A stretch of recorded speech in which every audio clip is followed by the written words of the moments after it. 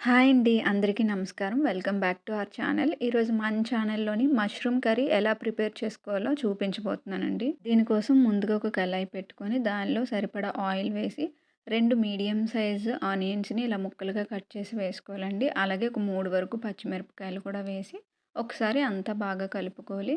ఇప్పుడు దీనిలోనే ఒక హాఫ్ టేబుల్ స్పూన్ వరకు పసుపును కూడా యాడ్ చేసుకొని ఒకసారి కలుపుకోవాలి. ఇది కొంచెం ఫ్రై అయిన తర్వాత దీనిలో ఒక హాఫ్ టేబుల్ స్పూన్ వరకు అల్లం వెల్లుల్లి పేస్ట్ అనేది యాడ్ చేసుకోవాలండి. ఇప్పుడు ఇదంతా బాగా కలుపుకోవాలి. నెక్స్ట్ ఒక 3 మీడియం సైజు టమాటాలు అందులోనే ఒక 2 జీడి పలుకులు కూడా వేసి దీని అంతటిని కూడా ఇలా మెత్తగా పేస్ట్‌లా చేసి వేసుకోవాలి. ఇప్పుడు ఇదంతా కూడా ఒక 2 నిమిషాల పాటు ఆయిల్ పైకి తేలేంత వరకు వేగించుకోవాలి. ఇప్పుడు దీనిలో రుచికి సరిపడా ఉప్పు, కారం, అలాగే ధనియాల పొడి, ఇంకా గరం మసాలా పౌడర్ ఇవన్నీ కూడా మసాలాలన్నీ యాడ్ చేసుకొని ఒకసారి మసాలా అంతా ఫ్రై అయ్యేంత వరకు ఒకసారి ఫ్రై చేసుకోవాలండి.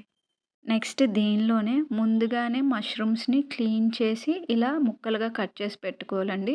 ఇప్పుడు ఈ మష్రూమ్స్‌ని కూడా మసాలా పేస్ట్‌లో యాడ్ చేసి ఒకసారి అంతా కూడా బాగా కలుపుకోవాలి.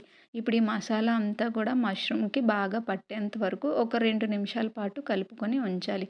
మనం ఇప్పుడు మూత పెట్టుకోవాలి. ఎందుకంటే మష్రూమ్‌లో నుంచి వాటర్ అనేది వస్తుందండి. ఆ వాటర్ అంతా కూడా కొంచెం ఇంకిపోయేంత వరకు ఇలా మూత పెట్టి మీడియం ఫ్లేమ్‌లో ఒక 5 మినిట్స్ దగ్గరికి అవ్వనివ్వాలి. ఇప్పుడు ఒక 5 మినిట్స్ తర్వాత అందులో వాటర్ అంతా ఆవిరైపోయిన తర్వాత ఇప్పుడు కూరకు సరిపడా కొంచెం వాటర్ అనేది యాడ్ చేసి ఒకసారి బాగా కలుపుకొని మూత పెట్టి ఇప్పుడు ఈ కర్రీని మీడియం ఫ్లేమ్‌లో ఒక 10 నిమిషాల పాటు ఉడికించుకోవాలండి. తర్వాత ఇలా మూత తీసి చూస్తే మనకి ఆయిల్ అంతా పైకి తేలి కర్రీ అంతా కొంచెం దగ్గరగా అవుతుంది.